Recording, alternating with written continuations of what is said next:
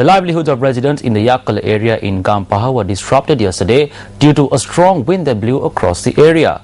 According to our correspondent in the area, vehicular traffic in the area was also disrupted due to the toppling of trees.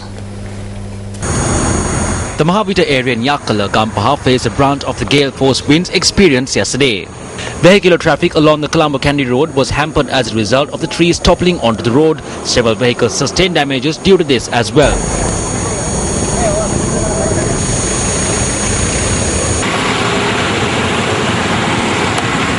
The winds also disrupted the electricity supply to several areas. According to our correspondent, nearly 20 electricity poles had sustained damages as a result of the gale force winds. Vehicular traffic had been restored back to normal through the efforts of the Gampaha Urban Council, the police, fire brigade and the CEB.